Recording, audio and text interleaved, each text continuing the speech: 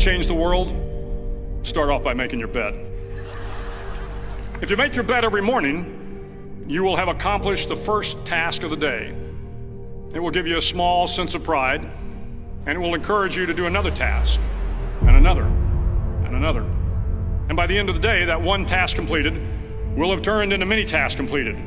Making your bed will also reinforce the fact that the little things in life matter. If you can't do the little things right, you'll never be able to do the big things right. And if by chance you have a miserable day, you will come home to a bed that is made, that you made. And a made bed gives you encouragement that tomorrow will be better. To pass SEAL training, there are a series of long swims that must be completed.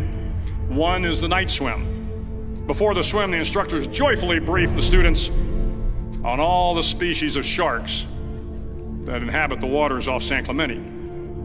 They assure you, however, that no student has ever been eaten by a shark, at least not that they can remember. But you are also taught that if a shark begins to circle your position, stand your ground. Do not swim away. Do not act afraid.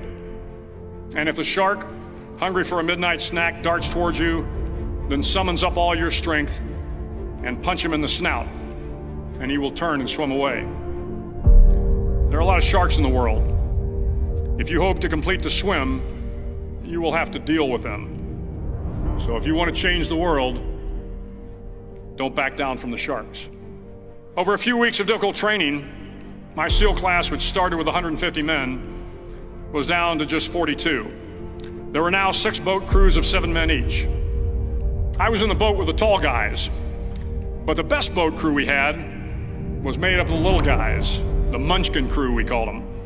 No one was over 5'5".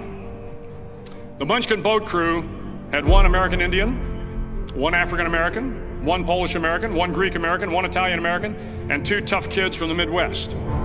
They out-paddled, outran, and outswam all the other boat crews. The big men in the other boat crews would always make good-natured fun of the tiny little flippers the Munchkins put on their tiny little feet prior to every swim. But somehow these little guys from every corner of the nation and the world always had the last laugh, swimming faster than everyone and reaching the shore long before the rest of us. SEAL training was a great equalizer. Nothing mattered but your will to succeed, not your color, not your ethnic background, not your education, not your social status. If you want to change the world, measure a person by the size of their heart, not by the size of their flippers. The 9th week of training is referred to as Hell Week. It is 6 days of no sleep, constant physical and mental harassment, and 1 special day at the Mud Flats.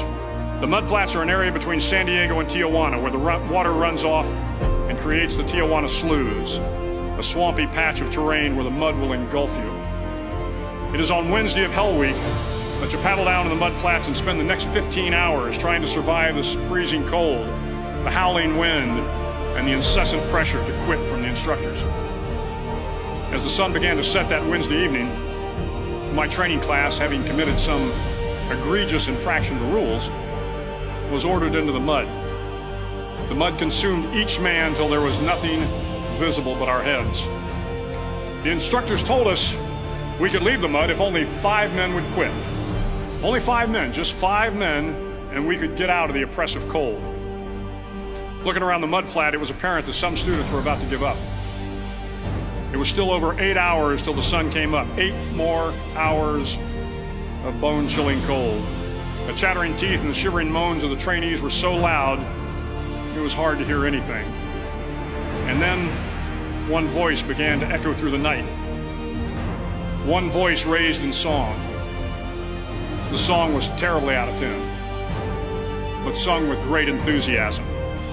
One voice became 2, and 2 became 3, and before long, everyone in the class was singing. The instructors threatened us with more time in the mud if we kept up the singing, but the singing persisted, and somehow the mud seemed a little warmer, and the wind a little tamer, and the dawn not so far away. If I have learned anything in my time traveling the world, it is the power of hope. The power of one person, a Washington, a Lincoln, King, Mandela, and even a young girl from Pakistan, Malala. One person can change the world by giving people hope. So if you want to change the world, start each day with a task completed. Find someone to help you through life. Respect everyone. Know that life is not fair and that you will fail often. But if you take some risks, step up when the times are the toughest, face down the bullies, lift up the downtrodden, and never ever give up. If you do these things, the next generation and the generations that follow will live in a world far better than the one we have today. And what started here will indeed have changed the world for the better.